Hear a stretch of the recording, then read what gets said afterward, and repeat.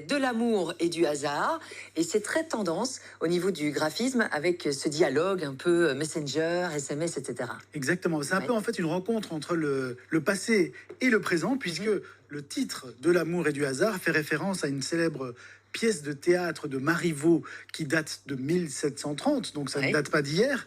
Mais ici, on est dans une BD qui se déroule en 2023 et comme vous disiez, qui est très moderne puisqu'on parle des applications de rencontres et ça se voit effectivement à la manière dont est écrit le titre, un peu comme des messages WhatsApp ou des SMS. Et la référence entre Marivaux et aujourd'hui est bien trouvée puisqu'en fait, les applis de rencontres, c'est un univers assez proche de celui des salons du XVIIIe siècle, puisque dans les deux cas, tout le monde porte un masque et tout le monde essaye un peu de s'enjoliver, de se rendre plus intéressant qu'en réalité pour séduire l'autre.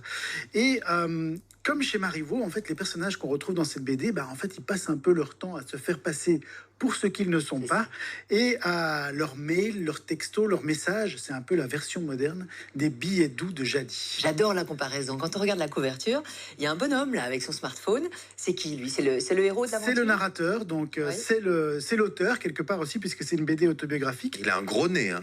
Il a un gros nez. Moi j'aime bien, il a de On bonnes dit bouilles. les BD gros nez, voilà. Et donc dans De l'amour et du hasard, le narrateur, c'est un peu une sorte de Woody Allen, mais version BD. Donc c'est un quinquagénaire en pleine midlife crisis, qui se pose en permanence 1000 questions existentielles. Alors, comme beaucoup d'hommes de son âge, en fait, il cherche désespérément à redonner un sens à sa vie. Ça l'a amené à changer de travail, ça l'a amené à quitter sa femme, pour réaliser son rêve, devenir écrivain. Donc, il a publié un premier roman qui s'est vendu royalement à 255 exemplaires. Ce qui n'est pas beaucoup, mais enfin bon.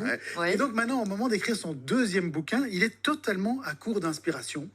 Il est censé rendre le manuscrit de ce deuxième roman dans 6 mois, mais il ne fait pas grand-chose. En fait, il passe son temps sur les applications de rencontres. Donc, son éditrice le secoue un peu, lui demande un peu de sortir de sa zone de confort, mais les premières pages qu'il écrit, c'est toujours très nombriliste, et donc ça l'énerve un peu son éditrice. Mais pourquoi il n'arrive pas à écrire son deuxième roman? Parce qu'il est totalement distrait par son smartphone, en fait. Il reçoit tout le temps des messages, il est tout le temps en train de swiper. Et c'est devenu une véritable drogue, en fait, pour notre écrivain en herbe. Et il n'arrive plus du tout à se concentrer sur l'écriture de son roman. Et c'est dommage pour lui, parce que clairement, il rêve de devenir écrivain. Il a tout plaqué pour devenir écrivain et il passe son temps sur ses applications de rencontres. Ça sent une histoire vécue, non? J'ai l'impression. Ah oui, un peu autobiographique. Une crise de la cinquantaine, on change de cap, on veut faire quelque chose, on n'y arrive pas. Le smartphone bien présent, ça sent le vécu, non? C'est clair. D'une part, ça sent très fort le 2023. On est tous un peu accro à notre smartphone. Mais surtout, l'auteur, Manu Boisteau, c'est quelqu'un qui raconte un peu sa propre expérience, quelque part. C'est quelqu'un qui a travaillé longtemps dans le dessin de presse et l'illustration plutôt jeunesse. Et ça m'étonne pas. Et qui vient seulement maintenant de se lancer en fait dans une bande dessinée plus adulte. Donc en 2021, il avait publié un premier album qui s'appelait Partir un jour.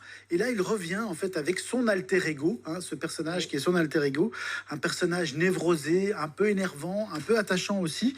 Alors c'est une comédie bavarde, un peu parisienne, faut bien le dire, mais vraiment bien écrite, plaisante à lire, dans laquelle en fait il aborde avec vraiment beaucoup d'humour la difficile recherche du bonheur amoureux à l'ère numérique. Donc clairement, faire des rencontres aujourd'hui, c'est quand même parfois un peu compliqué. Et donc il y a des dialogues percutants, il y a des dessins qui sont très expressifs. Vous disiez, on sent qu'il vient du monde de l'illustration jeunesse, et surtout, c'est là où ça rejoint Woody Allen, il y a énormément d'autodérision, ce qui fait de ce livre une vraie réussite. Super, et puis on parlait de recherche, de rencontres. Regardez, là il est là tout seul sur son smartphone, mais quand vous retournez, il y a aussi une madame qui est sur son smartphone, donc j'espère que ça se passe bien pour lui.